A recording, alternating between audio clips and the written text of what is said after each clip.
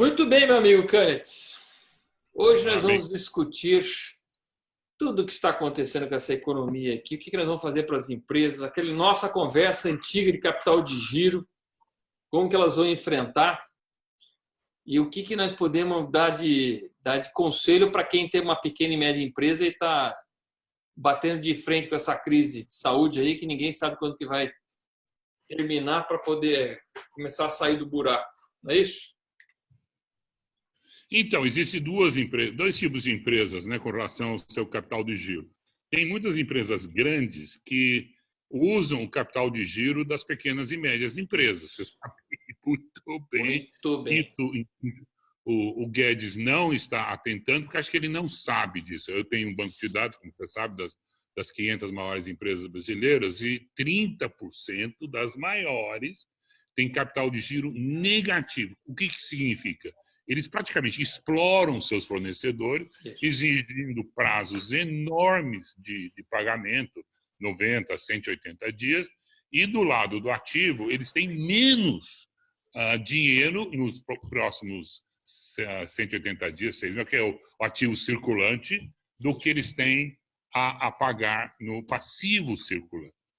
O que acontece com esse tipo de empresa numa recessão? Ele fica estrangulado, porque ele recebe menos do que ele tem que pagar. Aliás, duplamente ele recebe menos porque ninguém está vendendo, etc, etc.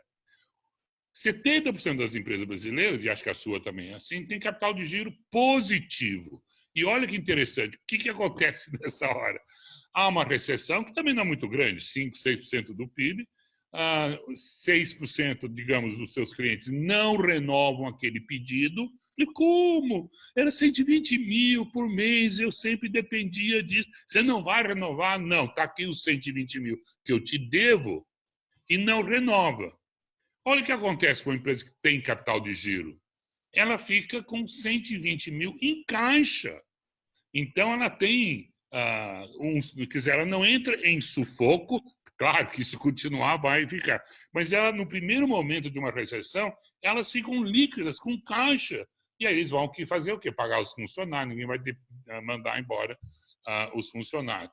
Então, falta um pouquinho do governo essa consciência de que quem precisa ser salvo não são os fornecedores de empresas sacanas, e eles vão acabar fazendo o quê? Salvando as empresas sacanas que têm capital de giro. Então, por falta de conhecimento de contabilidade ou administração, economista não olha empresas, né? Eles olham taxa de juros, taxa de câmbio, então falta essa sensibilidade que eu e você temos, né? E eles não têm. Então, está faltando um projeto de salvar as pequenas e médias empresas que têm como clientes grandes empresas sem capital de giro.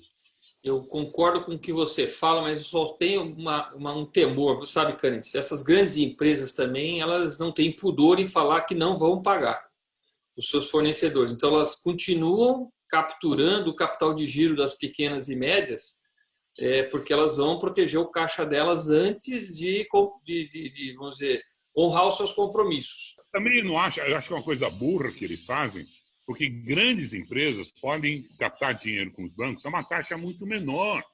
Então, não estou entendendo qual é a jogada dessas grandes empresas que acabam forçando a pequena e média empresa a ir para o mesmo banco que eles têm acesso. Então, a pequena e média empresa vai para o mesmo banco, só que o banco vai dar o capital de giro a uma taxa muito maior. Então, eu acho que essas grandes empresas não estão sendo geridas por administradores financeiros que deveriam saber, não, é melhor então eu fazer isso, exigir de você um bom desconto e rachamos no meio a taxa de juros do banco.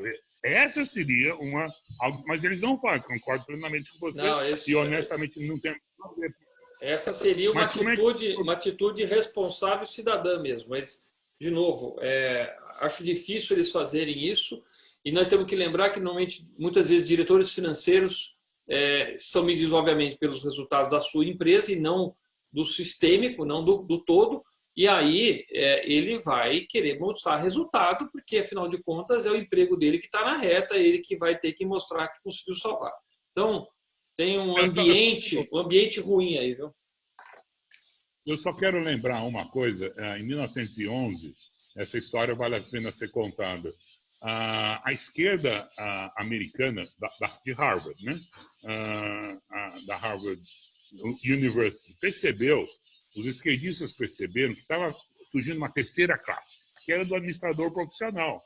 Então, as famílias, já os filhos e os primos e os genros não tinham capacidade administrativa, mas tinham uma empresa, então eles começaram a contratar administradores profissionais. Olha, você toca a empresa do papai e da mamãe, deixa a gente ir jogar golfe, não sei o quê, e você, olha, nos dão uns dividendos, etc. E é isso que realmente aconteceu. Mas olha que interessante. E aí a esquerda americana falou, já sei, vamos tirar os capitalistas, o capitalismo do capitalista através desses administradores. E eles criaram uma linha de administração chamada administração socialmente responsável, que eu faço parte, eles me doutrinaram, eu seria considerado por você centro-esquerda, porque eu não estou afim de puxar o saco do stockholder, né, que é o acionista. Nós temos fomos doutrinados a preocupar com o stakeholder que você faz. Na sua empresa, você não está só preocupado com você tem sim uma preocupação com o seu fornecedor, né? Ele também é um stakeholder, ele também criou uma fábrica para poder te fornecer. Então não faz sentido você sacanear. Seus funcionários, você contratou esses caras, você treinou, você tirou o Pedro do seu concorrente, fazendo promessas, então você não vai mandar esse cara embora, né? Então surgiu essa linha de administração socialmente responsável, que a esquerda brasileira nunca percebeu. Infelizmente, a esquerda brasileira sempre foi contra o administrador, porque eles acham que nós somos puxa-sacos. Bom, aí só para terminar onde você estava chegando. Aí vem Milton Friedman, que percebeu que nós, administradores socialmente responsáveis, não estávamos maximizando o lucro da empresa, que nós éramos uns agentes, nós estávamos nos beneficiando, a gente estava criando cargos legais, a gente estava pegando carros, aviões para nós mesmos, né? Quando, na realidade, nós, de fato, não estávamos maximizando o lucro, porque nós queríamos ter bons funcionários, nós queríamos ter bons fornecedores. E olha, a gente queria ter clientes fiéis, em vez de fazer propaganda enganosa e enganar, entendeu? Então, Milton Friedman, de fato, percebeu isso e houve o ataque contra o administrador socialmente responsável. E ele tem uma frase muito conhecida, que a única responsabilidade social da empresa é maximizar o lucro. Frase dele de 1970. Aí o que aconteceu? Aí a escola de Chicago diz, bom, como nós vamos destruir esses canes da vida? E eles criaram o Stock Option, que você conhece muito bem, né? Nós vamos alinhar esses administradores com os acionistas de novo, fazendo eles, entre aspas, sócios, né? E aí veio a maximização do lucro, que não é a maximização do valor da ação. A Boeing, nesse momento, o que ela fez? Ela estava precisando, ela recomprou as ações na baixa, né? Pô, que você está no meio de uma recessão? Aí vai para o governo, não, agora precisamos de um bailout, etc. Então, só queria te consertar aí, e eu sei que você é o administrador socialmente responsável, então você tem que se vender esse peixe mais para todo mundo, porque realmente o que está faltando, essas grandes empresas, obviamente, caíram na onda do Milton Friedman, né? E da escola de Chicago, de só maximizar é de curto prazo. E eu vou te dizer isso. Então, é isso que eu ia falar. Boba, é de curto prazo. Eu ia falar isso. Ela é dificilmente sustentável, porque ela é de pouco prazo. Exatamente o que eu concordo em gênero, número e grau que você está falando, Fênix. Alex, eu quero fazer uma pergunta para você. Fala, manda. Você é de uma nova geração de, entre aspas, políticos, né? Mas é um político muito diferenciado. Nós estamos vendo outras pessoas como você, né? Pessoas bem-sucedidas, como o Guedes, como o Salim Matar, que, tendo sido bem-sucedidos, você queria uma empresa bem-sucedida, vendeu ela. Por que está surgindo essa nova mentalidade de pessoas bem-sucedidas que estão agora querendo devotar parte das suas vidas para o bem público, sendo deputados, sendo ministros? Qual foi a sua motivação? Eu me pergunto isso, viu? Mas sabe o que acontece, o Canitz? Tem umas coisas que são meio. Tem uma frase que eu gosto que diz o seguinte, né? Tem horas que a razão. Me chama? Tem horas que o coração tem razões que a própria razão desconhece. Então, eu sou motivado por aquilo que me dá prazer. E prazer é realizar, é estar sempre construindo, é estar fazendo alguma coisa que tenha propósito, que tenha sentido. Tá? E o sentido não é só, como você falou agora muito bem, o sentido para mim não é lucro, só ver número, só ver caixa entrando, mesmo porque eu não vou levar isso para o caixão, tá certo? Então eu não vou ser enterrado com um monte de dinheiro em cima. Eu acho que a gente tem muito mais impacto podendo pegar o que a gente tem talvez de acumulado na vida, como inteligência, experiência, observação do ser humano, tal. Falar, o que a gente pode alterar de fato, mas de fato, não só nos conceitos. Eu vejo nessa turma que está falando mesmo propósito, porque quando eu vejo o que eles se incomodam, né, o que eles se expõem, eu mesmo estou sendo exposto assim de um jeito estúpido, reportagens assim desonestas nos jornais, tipo, o que os milionários estão fazendo nessa crise? Eu falei, meu amigo, antes de você escrever essa bobagem de reportagem, vai ver o que ele está fazendo. Quer dizer, não faz a pergunta sem saber a resposta, né? E eu vejo boa parte dessa turma mesmo. Eu vejo, só para te interromper, Lógico. eu gosto de ver milionários indo para o governo, porque eu tenho certeza que vocês não estão indo para roubar. Né? Vocês já estão. É a última coisa. Eu falei, não preciso mais dinheiro, você acabou de falar isso. Né? Mas mesmo.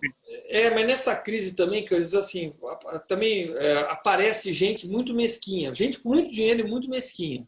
Gente que parece que quer se esconder, ir para o cantinho, não fiquem sabendo de mim, porque eu não quero contribuir com isso, porque eu já estou perdendo na Bolsa de Valores parte dos meus rendimentos. Se estão perdendo, porque tem muita gente aí que enfiou toda a fortuna em renda fixa, tá certo?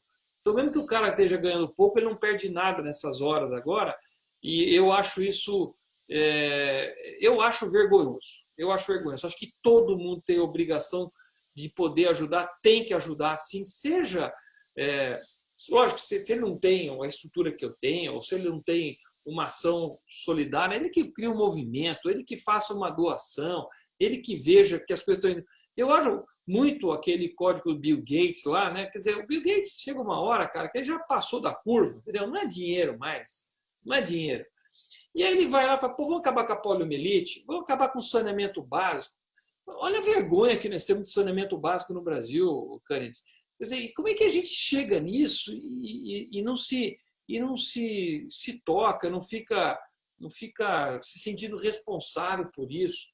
Acho que... Não, mas eu me lembro, no início da campanha sua, eu também fiz essa mesma pergunta, e você falou, olha, Canitz, eu vou viver até os 90, isso não era uma coisa que a gente imaginava há 40 anos atrás, agora eu estou com 60, estou com pique, eu sou competente naquilo que eu faço, eu falo, vou experimentar. Você fez até por curiosidade. Não, vamos ficar 4 anos. Você não nem vai ser um político profissional, eu tenho certeza, talvez você se render só por... Mas você não pretende ficar muito mais tempo. Não. E é curiosidade. Então, eu te dou parabéns por isso. E nós queremos ter mais pessoas como você, bem-sucedidas, que não vão roubar, que têm algo a contribuir e que vão mexer.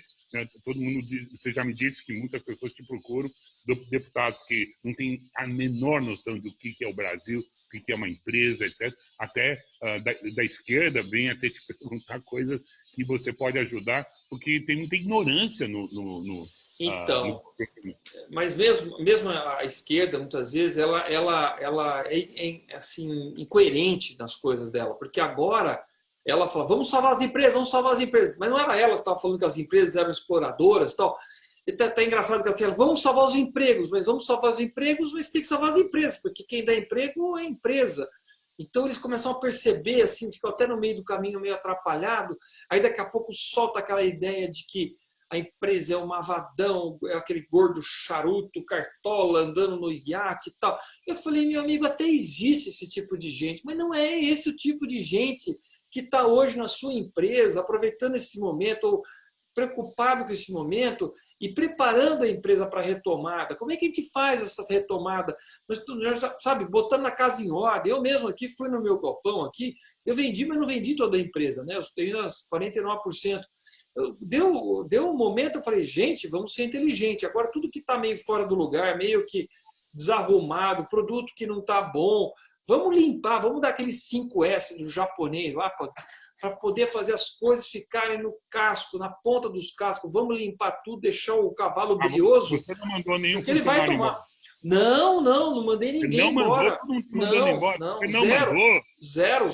Mandei ninguém embora. Ninguém vai acreditar. Explica isso que ninguém vai acreditar. Eu não mandei embora ninguém, porque, óbvio, coloquei as pessoas que estão com férias vencidas e que eu posso botar, vamos colocar de férias. É óbvio que a gente também não vai ficar todo mundo em casa enquanto que tem férias vencidas. Se tem quarentena, tem quarentena. Agora, eu não parei minha fábrica aqui também. A minha fábrica, ela vende muito para alguns tipos de indústria. Uma das indústrias que é um cliente forte nossa é a indústria farmacêutica, que está funcionando e precisa funcionar. Porque ela tem que preparar os remédios, fabricar remédio, preparar novas áreas para poder até suportar a saúde da população. Essa é uma que está funcionando ainda. Tem as outras indústrias de alimentos que estão funcionando ainda. Então, nós estamos com alguns projetos aqui. Agora, outras pararam completamente. Autopeças, montadoras, nem liga o telefone, nem toca o telefone aqui, tá certo? Mas qualquer indústria que sabe que vai passar, o que ela aproveita nesse momento? Ela aproveita esse momento de fábrica parada para botar a casa em ordem. Vamos, então, renovar essa linha. Vamos, se ela tiver capital e acredita que aquele momento vai passar e vai passar mesmo, vamos cortar a grama, vamos deixar a empresa bonitinha. É o recado que eu dou. Empresa pequenininha, que é uma empresa de bairro, tá, uma loja de bairro, que agora proibiram fechar até no meio do mato, que não tem ninguém, eles nem mandaram fechar. É um fim do mundo. Mas vai para o balcão, cara. Vai lá de novo, encosta a barriga no galpão, deixa ela bonita, passa uma tinta na fachada para a gente se preparar. E outra, para a gente poder também ficar com um ciclo virtuoso dentro da empresa. É a teoria da janela quebrada. Se a gente deixar tudo quebrado durante esse momento, no próximo momento você já vai ficar com má vontade. Meu amigo, pega a tua caixa de ferramenta e põe a casa em ordem. É só 30, 60 dias. E o primeiro semestre de todo ano realmente é um pouquinho mais calmo do que o segundo semestre, que tem o Dia da Criança, tem o Natal, etc, etc. Então, eu concordo plenamente. Tem muita coisa que a gente faz internamente que dá para fazer. Falar, finalmente, eu não estou no sufoco e você vai cuidar colocar a casa em ordem. Temos que lembrar um negócio. Está sendo represado. Tem muita coisa represada. Tem algumas demandas que não são represadas. Cinema não é represado. Sei lá, ir no hotel não é represado. Mas muita coisa é represada. Eu mesmo aqui, um pintor de parede ou vendendo piso aqui, tem uma hora que vai desrepresar tudo. Se você não está com tudo em ordem, tudo arrumado, as ferramentas limpas, você não vai dar conta de absorver esse represamento, tá certo? E aí você perde o momento também, você perde aquele momento de retomada, porque você está tudo desorganizado, tudo bagunçado. Então, nós temos que pensar positivo e pensar para frente, viu? E na China, que já está voltando alguma coisa, eles perceberam que não somente as pessoas, depois de ficar 60 dias, estão querendo agora comprar, mas eles estão comprando até com uma certa vingança e comprando coisas um pouquinho melhores do que antes. Se era um restaurante, você está indo para um restaurante até um pouquinho melhor, porque você merece. As pessoas dizem, quer saber? Deixa eu gastar um pouquinho em mim mesmo, etc. Talvez você não vai comprar um Porsche, mas eles estão gastando em si mesmo, vão de volta para um hotel, mas vai ser um pouquinho maior de luxo. Tanto que saiu uma reportagem do Valor Econômico que o consumo de luxo na China já praticamente retomou os patamares pré-crise. Exatamente. Olha que interessante. Somando o que você está falando aí. Então as pessoas vão realmente... e é importante, né?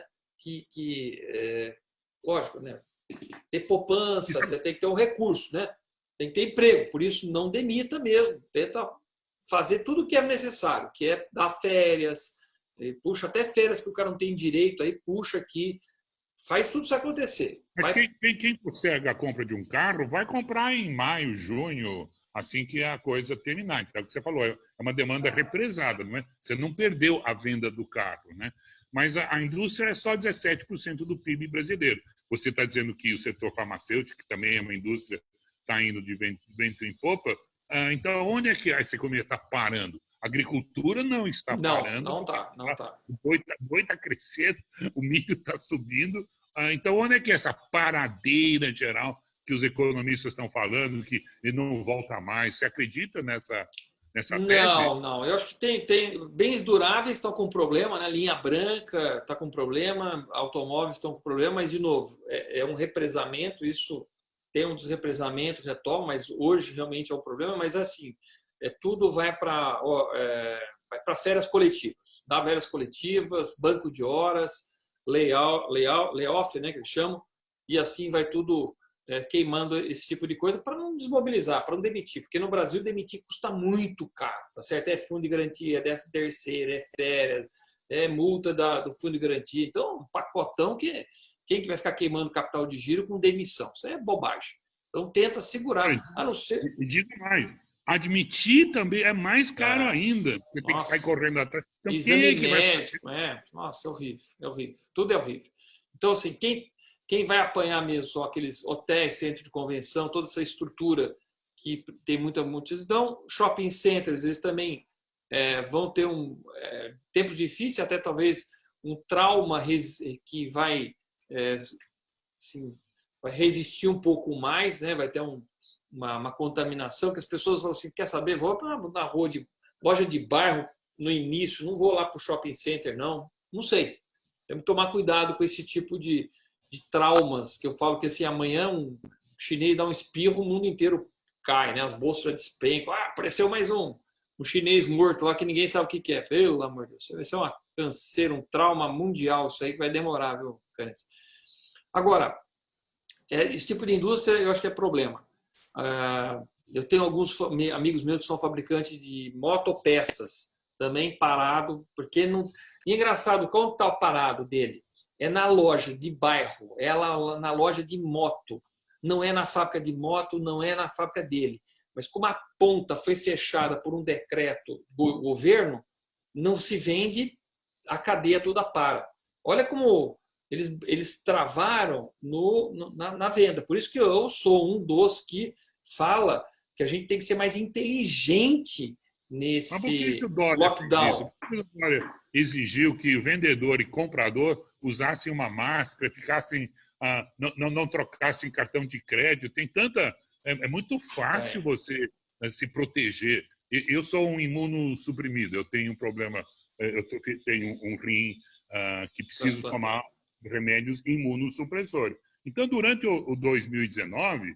Eu sempre não estava em pânico, mas eu fiquei preocupado o ano inteiro. Eu tomo algumas medidas como essa, fico mais longe, não comprometo ninguém com a mão. E não peguei nenhum resfriado, né? Então eu não teria pego também o coronavírus se ela tivesse existido em 2019.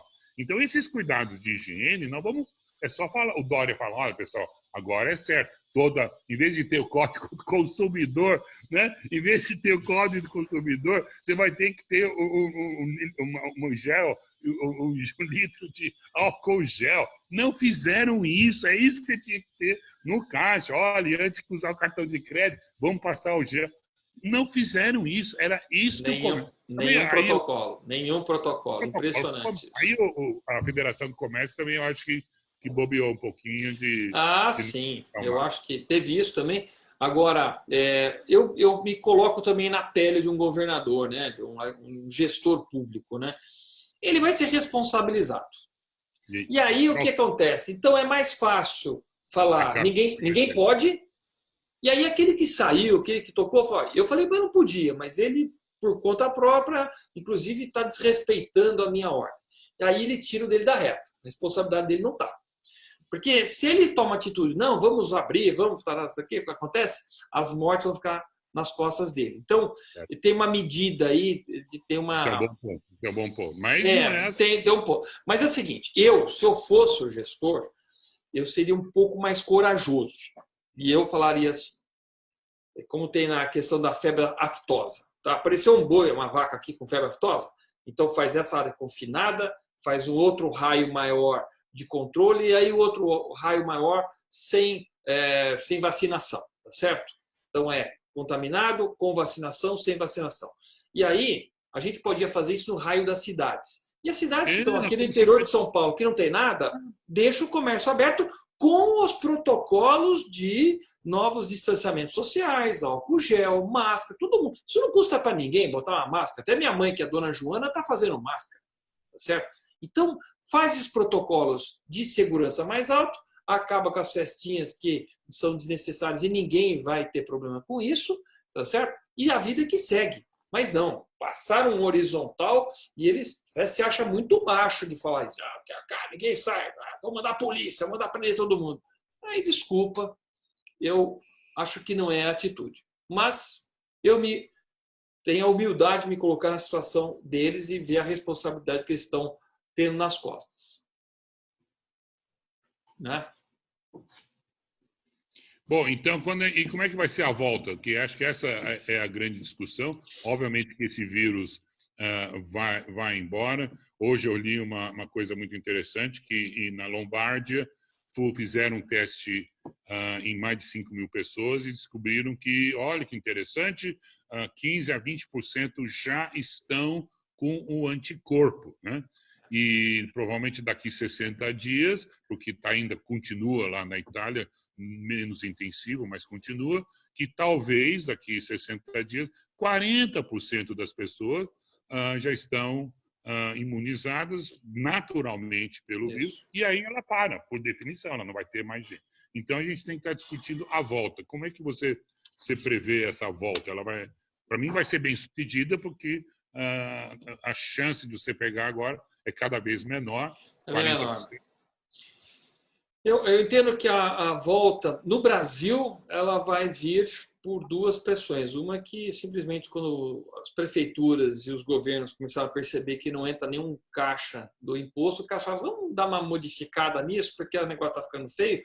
E já tem governo dizendo que não sabe como vai pagar os funcionários, e aí vai ter uma pressão dos próprios funcionários públicos, que são os primeiros a falar que vão para lockdown. Óbvio, tem que falar mesmo, porque eles têm estabilidade e salário garantido, então vai para casa. Agora, não é a realidade de toda aquela turma que vive em comunidade, favela, e o empreendedor que tem uma responsabilidade para pagar a sua folha de pagamento, seus impostos, seu aluguel, gente que não quer desestruturar a economia. Então, quando a gente começar a perceber que a economia está desestruturando, do tipo, eu não pago você não me paga, começar a vir aquele efeito dominó de ninguém paga ninguém, a turma falou, opa, peraí, vamos dar uma mexida nisso, vamos tentar administrar esse risco, vai entrar para esse lado.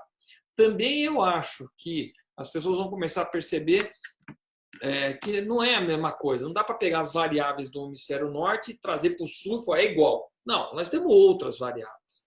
O hemisfério norte tem problema de temperatura, tem problema de sol, tem problema de umidade, tem problema de população envelhecida, tem problema de concentração, e é coisa deles. Aqui no Brasil, né, no hemisfério sul, nós temos outros problemas, que é problema de falta de saneamento básico, que é problema de pobreza e falta de poupança, problema de concentração muito grande em favelas, tá certo?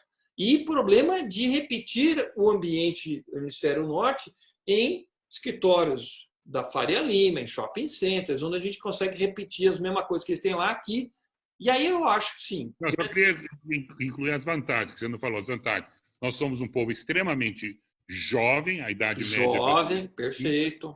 Na Índia é de 26, por isso que eles também não estão pegando. E nós não somos obesos, um grande problema. Também. Todo mundo tem diabetes, é obeso. Então, nós temos vantagens comparativas, além daquilo que você já falou. Mas, de qualquer jeito, assim, nós temos o que eu chamo de variáveis mesmo, quer dizer, temperaturas mais altas, a umidade relativa mais alta e incidência solar mais alta são fatores que ajudam a gente, né?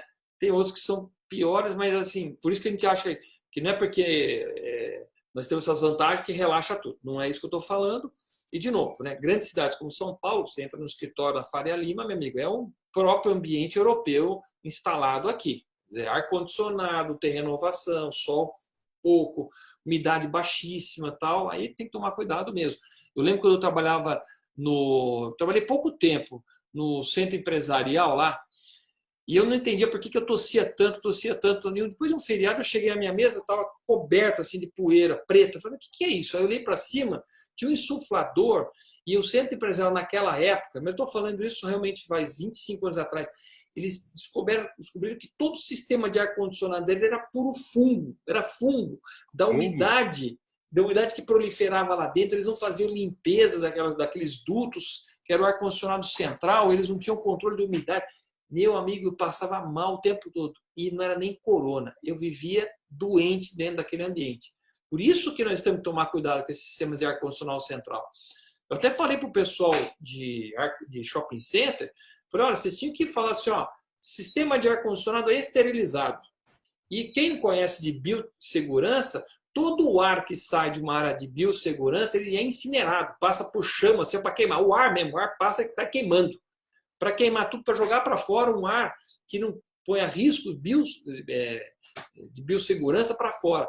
Então, o shopping center, cara, vai ter que se inventar nessa hora. Antes do ar ser refrigerado, meu amigo, passa alguma ultravioleta, alguma coisa assim, para poder limpar esse ar. Esse ar que, dentro do ar-condicionado de um shopping center, ele pega parte do ar e ele volta para o sistema para fazer economia de energia, porque você não vai ficar toda hora pegando um ar externo quente para refrigerar, você reaproveita o ar que é do próprio shopping center. Isso é, nesse momento, o pior dos mundos. Então, eles têm que saber mostrar que vão resolver esse problema também, né, Candice? E outra, protocolos.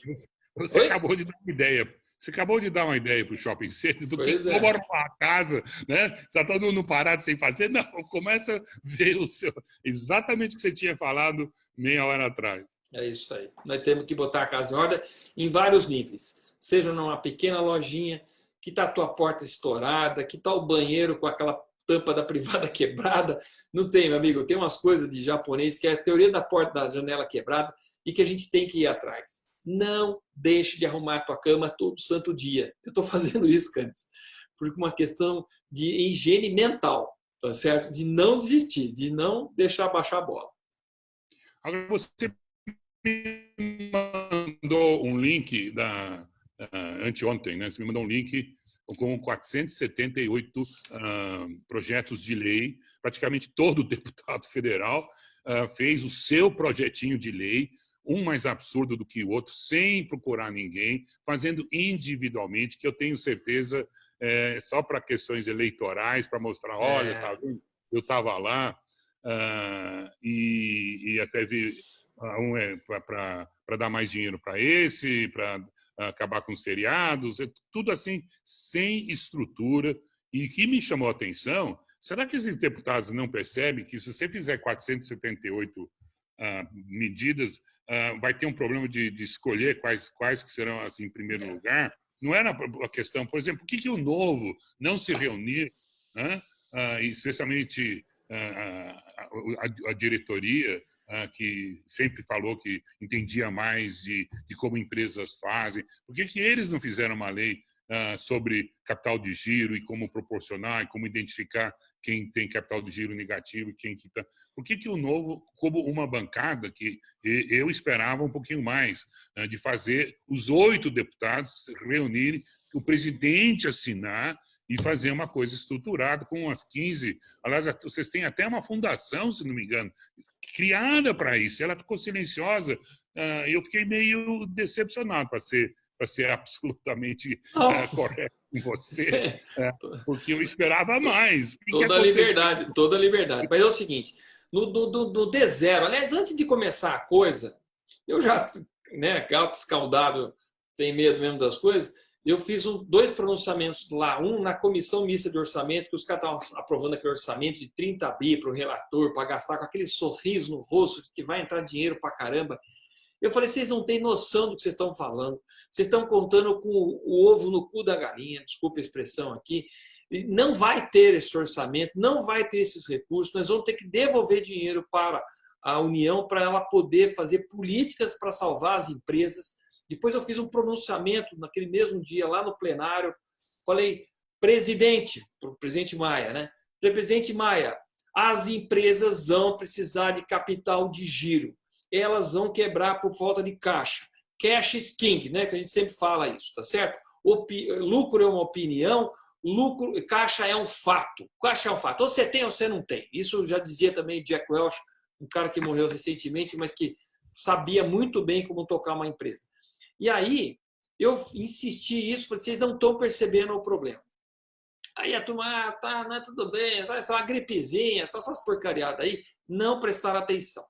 Aí, nesse sentido, eu acho que teve uma coisa muito legal. Paulo Guedes e o Roberto Campos Neto, eles sacaram na hora que era o problema e já deram várias injeções ou disponibilizaram linhas para tentar dar um certo conforto. O problema desse conforto é a porcaria de você falar que vai dar capital de giro de uma empresa que não pode nem abrir a porta porque um governador falou que não pode abrir a porta. Quer dizer, e ainda dá dinheiro, e vai dar dinheiro, R$600. Eu achei legal essa política porque ela inclusive foi atrás de gente que nunca esteve no radar. Quer dizer, o governo sabe que eles existem, mas nunca esteve no radar de ninguém de como dar assistência, que era os N informais que estão aí, que é gente que vende coisa na rua, ou seja, o governo fala assim, está se virando, ele não precisa da gente. Né? Mas agora não vai mais se virar porque a gente acabou com o mercado deles, então nós vamos ter que dar assistência. Eu achei essa medida do Guedes, da turma lá, fantástica. Realmente eu falei, putz, esses caras sacaram o mesmo lance. E aí, o risco de começar a turma ter dinheiro e não ter o que comprar, mas aí eu acho que desabastecimento eu não estou vendo muito problema agora, não. Que é aquele risco de inflação que a gente teria, que corre um perigo. Mas as indústrias de alimentos estão rodando. Mas aí qual que era o foco nosso? Pô, temos que disponibilizar capital de giro, temos que disponibilizar saúde para as empresas. Aí alguns empresários me ligaram e falaram assim, Alex, você quer realmente dar liquidez para as empresas? Olha, tem 3 projetos super importantes. Um, que era um projeto meu mesmo, que era o seguinte, cara, não pague tributo agora, segura. Porque não tem muito sentido você ter que pagar tributo, vai para o governo alimenta o sistema financeiro e o sistema financeiro fala para a empresa, faz um empréstimo baratinho aqui. Falei, mas pera um pouco, o empréstimo já estava comigo. Até chegar demorou, a empresa já foi para o espaço. Na veia. Na veia. Postergar imposto. Na veia. Né? É devolver ao período, prazo que era 20 anos atrás. Você sabe melhor do que eu. Pois é, então, justamente. Nem é postergar imposto. Quer dizer, mas assim, era uma forma de a gente poder, assim, rápido, imediato e capilarizado o imposto fica com vocês. Isso foi feito com as micro e pequenas empresas, que o Simples Nacional atrasou 3 meses e tal. E também, para ajudar as empresas maiores, teve a questão do fundo de garantia, tal, teve algumas coisinhas que deram uma segurada aí para poder irrigar. Então, legal. E foi uma medida rápida. O Paulo Guedes teve essa medida muito rápida. O Roberto Campos também estava muito ativo nisso. Isso eu achei legal. Mas a gente também falou, não, pera um pouco, tem mais coisa aí que dá para fazer. Um amigo meu ligou e falou assim, Alex, eu, por exemplo, tive prejuízo durante muitos anos, e aí esse prejuízo está acumulado. E agora, toda vez que eu tenho algum lucro, eu não posso abater o meu prejuízo, porque ele está no lucro real. Eu só posso abater 30%. Ou seja, os outros 70% eu tenho que ficar pagando. Eu tenho que ficar pagando o tributo enquanto eu tenho crédito de prejuízo acumulado aqui. Puxa, aumenta esse número aí de 30%, passa para 50%, 60%, que aí eu vou pagar menos tributo e vou baixando aquele meu estoque de prejuízo acumulado. Falei, puta merda. Entramos com o projeto. Segundo, tem a outra, que eu acho que 80% das empresas tem o regime de lucro presumido. Então, o governo teria que presumir que esse ano é 0 e não paguem. Quer dizer, basicamente, olha, então, esse ano eu concordo, nós vamos presumir que seu lucro não vai ser mais 30%, que é o que eles fazem agora, eu vou presumir que é 0. Não é difícil. O Guedes não pode fazer isso com uma canetada? Exatamente. Pode muito, né? Pode muito. É que isso aí normalmente vai mais para o regime estadual, que tem a outra porcaria que a gente fala aqui direto, que é o tal da substituição tributária, onde o governo calcula a cadeia e presume a margem de valor agregado a todo mundo. Eu falei, meu amigo, então agora, por favor, atualize essa MVA. Vocês são honestos? Vocês são corretos? Pode recalcular isso aí, num novo ambiente de crise, que é o que eu sempre falo. A vantagem de um imposto sobre valor agregado, o IVA europeu, é que ele modula conforme a crise. A empresa está vendendo estoque para poder gerar capital, para poder gerar liquidez, vende de qualquer jeito, meu amigo, vende isso aqui para salvar a minha empresa, ele não vai pagar tributo. No Brasil você paga, porque você paga sobre faturamento e não sobre valor agregado. Então é uma inversão danada. Mas só para completar, Canis, aí outro projeto de lei que nós demos entrada é o seguinte: empresa hoje que leva alguma multa, ela também tem aquele estoque de impostos. O pessoal que tem estoque de ICMS porque exporta e não recebe nada, aquele é uma enganação que não tem tamanho, tá certo? Que a legalidade só vale para o contribuinte. O governo ele faz o que quer com a gente. Muito bem, ele leva uma multa de ICMS, ele tem que, hoje, olha que loucura, ele tem crédito de ICMS. Se ele levar uma multa de ICMS, ele não pode usar o crédito dele para bater a multa. Ele tem que pagar o ICMS para depois pedir o ressarcimento, sendo que ele tem crédito. Então, assim, sabe? Como é que é aquela coisa? Para mim vai, para Deus vai tudo, para mim não vai nada. Aquelas expressões que eu nem sei mais aqui explicar. Não, eu acompanho as empresas há mais de 50 anos e sempre era assim. O que aconteceu? Numa recessão, ninguém pagava os impostos, a gente deixava os impostos, esse ele vai receber depois, e a gente pagava os trabalhadores em primeiro lugar. Não havia dúvida disso.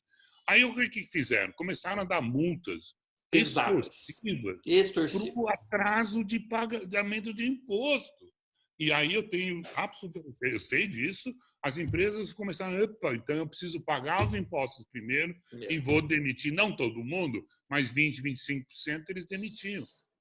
E antigamente não, o governo sabia, olhava para o lado, tá bom, vocês vão atrasar o imposto, mas não vamos cobrar uma multa, porque é uma forma de você escapar uma recessão. Que é um outro projeto de lei nosso de suspender todas essas multas nesse momento, porque não é possível que a pessoa não consiga pagar, ainda vai levar multa, ainda essas multas que vêm, né? Então, agora, como é que nós podemos te ajudar? Porque tem mais 478 projetos bobos, não tão inteligentes quanto o seu, mais efetivo. Tem um até, acho que eu mandei o arquivo para você, o projeto, o Estadão, que saiu no Estadão, só que é um projeto de confiscar o lucro das empresas acima de R$1 bilhão do 2019, de modo a ajudar no confisco a pagar, a financiar o combate ao coronavírus. Eu falei, meu amigo, a empresa agora que ela vai precisar de capital para poder passar o período difícil, vocês querem tirar o capital dela, capital de giro dela, para combater a pandemia, depois essa mesma empresa que teve o seu capital confiscado vai ter que fazer empréstimo para poder financiar de novo.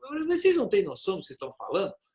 Mas você não respondeu a minha pergunta. Eu apoio tudo que você faz, você sabe disso. Agora, como é que os seus eleitores podem te apoiar? Como é que a gente pode distribuir mais? Tem um site que aprovo. Você que tem que ser o líder. Tem que fazer as campanhas. Seu fã-clube. Você que tem que ser o líder do seu fã-clube. O meu fã-clube é o seguinte, hoje nós estamos com essas propostas, todas estão protocoladas, você mesmo falou, tem 500 e tantas mil propostas sendo protocoladas lá. A gente tem que convencer o Rodrigo Maia de pautar essa ou aquela, importante. Nessas horas também existe uma resistência muito grande da Receita Federal e da Secretaria de Fazenda. Falou, opa, peraí, esse negócio de pagar depois ou de não pagar não vai dar certo. Nós temos que lembrar que, só fazendo um capítulozinho lá daquela turma que não pagava imposto, porque sempre estava contando com o refis. O refis, claro. E isso era muito ruim, porque quem é sério e leva as coisas a sério não conta com aquele refis, aquilo acabava virando uma vantagem competitiva de gente que não era muito correta. Eu mesmo, bem no começo da minha empresa, eu precisei de refis. Eu falo isso porque eu cresci numa espiral exponencial muito grande, e aí o que acontecendo é que eu não tinha capital de giro para tocar a empresa, e eu simplesmente... Tinha lucro, mas você não tinha caixa. Eu tinha lucro, mas não tinha caixa. Tem lucro, tem caixa. Não são duas coisas absolutamente... Muito diferente, porque, como você mesmo falou bem no começo dessa nossa entrevista, os grandes se financiam à base do meu capital de giro. Então, eu tenho que pagar fornecedor a 30 dias e receber a 120. Eu precisava ter um capital de giro para isso. E naquele momento, quando você está num crescimento muito grande, eu ainda não tinha crédito, então nem 30 dias eu estava recebendo. E eu não tinha capital de giro, não tinha dinheiro para comprar matéria-prima e tinha vendas. Eu tinha vendas. Aí eu falei assim, quer saber? Eu realmente vou segurar aqui o ICMS, não vou conseguir pagar. Mas eu não paguei o ICMS porque eu não tinha nada. Vou falar para você, foi até levar Levei meu carro para o meu pai, falei, pai, compra o meu carro para eu poder ter dinheiro, para poder pagar o produto. Meu pai falou assim, não compra. Ele vai ficar. Meu pai que tinha comprado já um Jeep, eu tinha vendido tudo pro meu pai, já estava vendendo até papagaio. Detalhe, você está gerando emprego nessas horas, você está gerando lucro, mas você não está gerando caixa para você mesmo. Conclusão, não consegui pagar o ICMS, mas aí eu fui assim, um cara que precisou do refis de forma necessária e em função da distorção do sistema que faz com que o pequeno tenha que ter muito capital de giro para poder financiar o seu próprio negócio. Tá certo? Mas voltando à tua questão, Canes, é assim, eu tenho meus canais, eu tenho apresentando meus projetos, tudo que a gente está fazendo em função para poder apoiar as micro e pequenas empresas. Vou fazer agora uma série de vídeos, até baseado muito no que nós estamos falando aqui, já está tudo programado, o que a gente pode dar de recado, o que a gente pode dar de conselho para aquele pequeno e para aquele médio. Vão ser 2 vídeos diferentes para poder... caiu a conexão? Não, aí. Não sei nem como é que nós estamos gravando tanto tempo, viu, Cândido? Já estou passando mais de 1 hora aqui, nosso papo furado aqui. Mas o que a gente... parar, senão ninguém... Vamos parar. Não, mas eu vou cortar o vídeo para depois a gente fazer as edições, porque tem trechos muito bons mesmo. Então, a gente tem que poder, com a visão e com a experiência de quem passou crise e tudo mais, dar o recado. Que não é para desanimar mesmo. Levanta a cabeça, bate a poeira, Aqui parou. põe a casa em ordem. Parou aí? Aqui eu não estou te ouvindo. Cortou? Não estou te ouvindo mais, parou aqui. Eu estou te ouvindo ainda. Eu estou te ouvindo ainda. Bom, Canetes. Voltou? Voltou ou não? Pronto. Voltou ou desvoltou?